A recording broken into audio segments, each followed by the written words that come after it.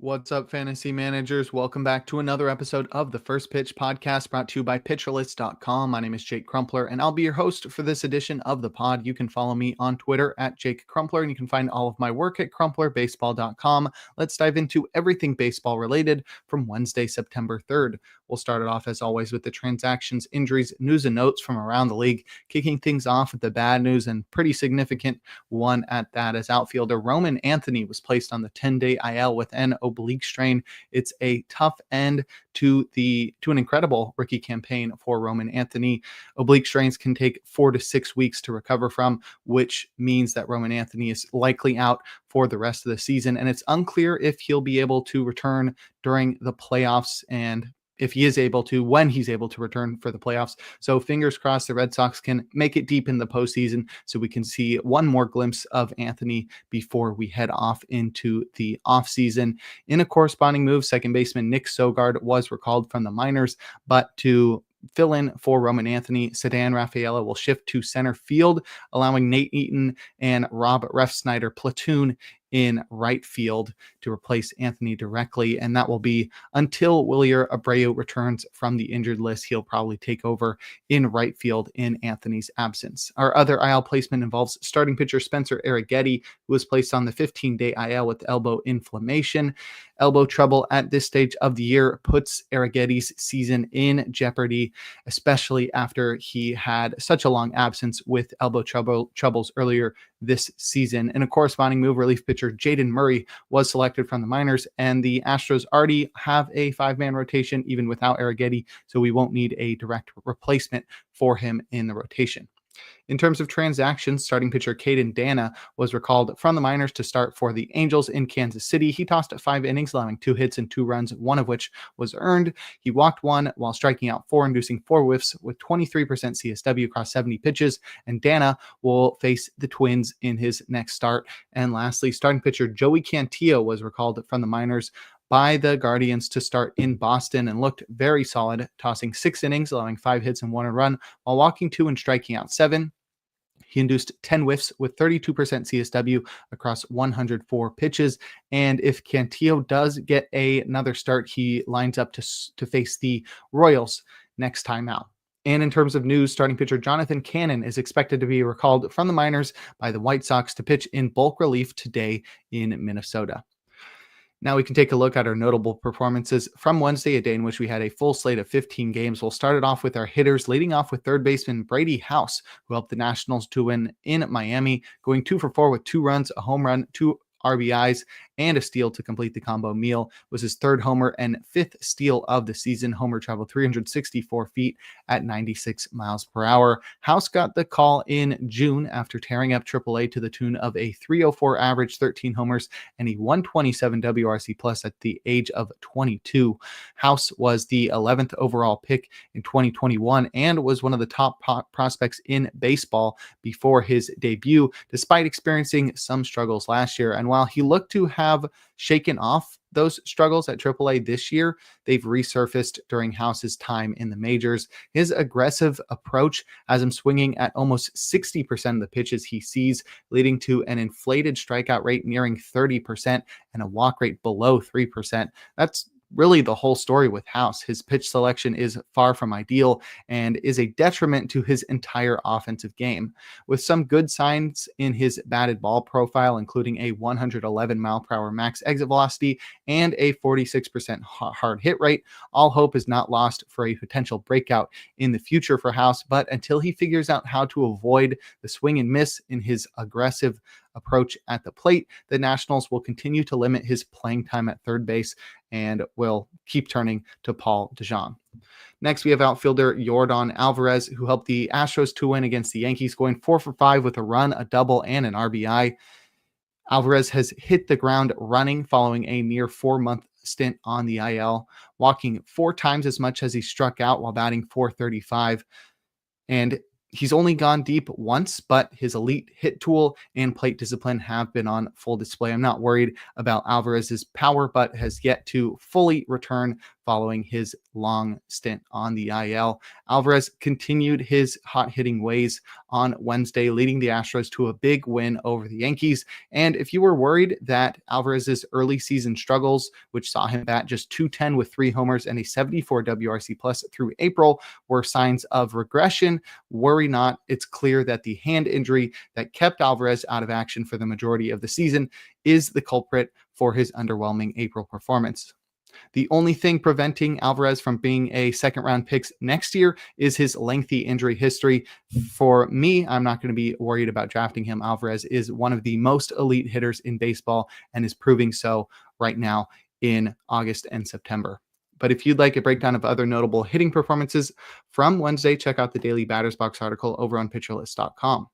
Now we'll head to the mound and check out some notable starting pitching performances, opening with Emmett Sheehan, who did all he could, but the Dodgers lost in Pittsburgh. He tossed 4 2/3 innings, allowing 5 hits and 2 earned runs, walking 2 while striking out 6, but he induced 21 whiffs with 37% CSW across 84 pitches to earn the Golden Goal, as he led baseball with 21 whiffs to earn the Gallows Pole and earn the King Cole by leading baseball with his 37% CSW. Failing to finish 5 frames facing the Pirates isn't a great headline for Sheehan. However, his underlying metrics and pitcher list awards tell a different story, pointing to what should have been a dominant performance. Sheehan had distinct approaches against righties and lefties, turning to 4-seamers and sliders against righties and 4-seamers and changeups against lefties, with a few curveballs mixed in to both. His main trio of pitches were electric, but a pair of homers off his fastball and an inability to end at-bats early led to his premature exit. Sheehan's slider led the way with 9 whiffs and 45% CSW, pairing well with his upper 90s heater that he was able to locate upstairs all day for 7 whiffs and 33% CSW, while his changeup did its thing down or arm side, returning 5 whiffs and 31% CSW. This was a great follow-up to Sheehan's 10 strikeout performance last time out, continuing what has been a quietly excellent sophomore campaign for the righty. We're definitely starting Sheehan in Baltimore up next. And lastly, we've got Cade Horton, who did all he could, but the Cubs lost to the Braves. He tossed 5 no-hit innings, allowing just 1 walk and striking out 6, inducing 7 whiffs with 29% CSW across 75 pitches. And Horton continues to make his case to be the National League Rookie of the Year, tossing 5 no-hit innings to bring his ERA to 2.78 across 20 appearances. Horton definitely got away with a lot in this one, as his heater lived in the zone, producing 10 foul balls and 10 called strikes for 32% CSW, while his sweeper tore up righties to the tune of a trio of whiffs and 35% CSW, leaving changeups to keep lefties off balance, returning a pair of whiffs and 20% CSW. Horton's heavy reliance on balls in play this year, without being elite at suppressing hard contact or inducing ground balls, makes his current pace feel unsustainable. But given the momentum he has this year, I wouldn't be surprised to see him finish the season strong. However, I'll be avoiding him in drafts next year, and I'd be wary of his rematch against the Braves in Atlanta up next. But if you'd like a breakdown of every single start from Wednesday, give the Plus Pitch podcast a listen and check out Nick's daily SP roundup over on pitcherlist.com. Now we'll head to the bullpen and check out the relievers that got saves and the closers that pitched outside of save situations or blew their saves, starting with the former. Jake Woodford recorded his 3rd save for the Diamondbacks with a hitless 9th. Dennis Santana pitched a perfect 9th for his 13th save. Reed Detmers recorded his 3rd save with a perfect 9th. Kenley Jansen was having the day off after pitching multiple days in a row. Jared Koenig recorded his 1st save with a perfect 9th. Abner Uribe pitched a scoreless 8th in that one. Jojo Romero pitched a scoreless 5-out save for his 7th save of the season. And lastly, Ryan Walker got the final 2 outs of the game for his 14th save. In terms of closers to pitch outside of save situations or blew their saves, Will Vest recorded 4 outs across the 7th and 8th with a 1-run lead to record his 3rd hold. Robert Suarez pitched a perfect 9th, trailing by 2. Jeff Hoffman pitched a perfect 9th, leading by 4 after the Blue Jays put up an insurance run in the top half to ruin his save opportunity. Raisel Iglesias pitched a hitless 9th with a 4-run lead. Justin Topa allowed 2 inherited runners and one of his own runs to score, blowing his 4th save and taking his 5th loss. Brian Abreu served up a 3-run homer while pitching the 9th up by 4, but he still secured the win for the Astros. And lastly, Victor Vodnik pitched a perfect 9th, down by 5. But if you'd like more information on relief pitchers, check out Rick Graham's weekly articles over on pitcherlist.com. And before we look forward to today's games, we're going to take a quick break. Now we'll look forward to Thursday, September 4th, a day in which we'll have just 6 games on the slate. We'll start things off at 1:10 p.m. Eastern time with the first pitch of our first game of the day. So get your lineup set before 1:10 Eastern time. Is that 1:10 Eastern time? I can't even remember. That might be Pacific time. So double check that one. I had didn't realize that I was looking at the Pacific time. As a Californian, that happens sometimes. My matchup of the day is pretty notable, as we'll see Paul Skeens square off against Blake Snell. That's going to be a pretty good matchup in the future. This will probably be labeled a matchup between two Cy Young winners, but Skeens has yet to do that. Snell, though, two-time Cy Young Award winner, squaring off against probably the 2025 NL Cy Young Award winner in Skeens. So it's going to be a great matchup to watch. In terms of probable starters, we've got 5 guys in the auto starts tier, including Skeens and Snell. We've also got Freddie Peralta versus the Phillies, Carlos Rodon in Houston, and Ranger Suarez in Milwaukee.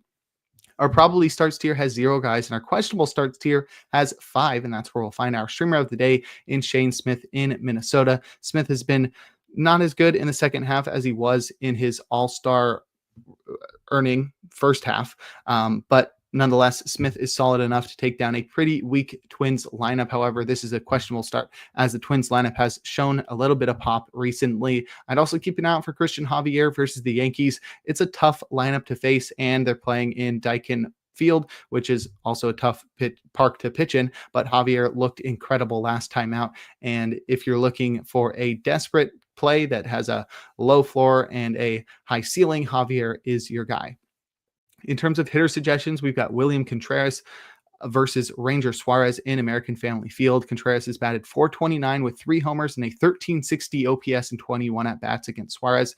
I'd also target Nick Castellanos versus Freddie Peralta in American Family Field, as Castellanos has batted .368 with a homer and an 1137 OPS in 19 at-bats against Peralta. And lastly, I'd target Adam Frazier versus Kyle Hendricks in Kauffman Stadium. Frazier has batted .412 with 2 homers and 1106 OPS in 34 at-bats against Kyle Hendricks.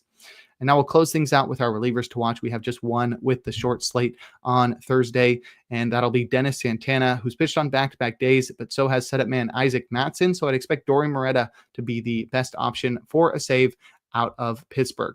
But that'll do it for today's episode of the First Pitch Podcast. Make sure to head on over to pitcherlist.com to check out all of the great articles and features we have on the site. Sign up for PL Plus or PL Pro to gain access to the Discord and to support the Pitcher List staff. You can follow me on socials at Jake Crumpler. Tune in live on YouTube tomorrow and every day for a new installment of the podcast. Trevor Hooth will be with you tomorrow and throughout the weekend. And make sure to enjoy the day, as we are blessed with another day of baseball.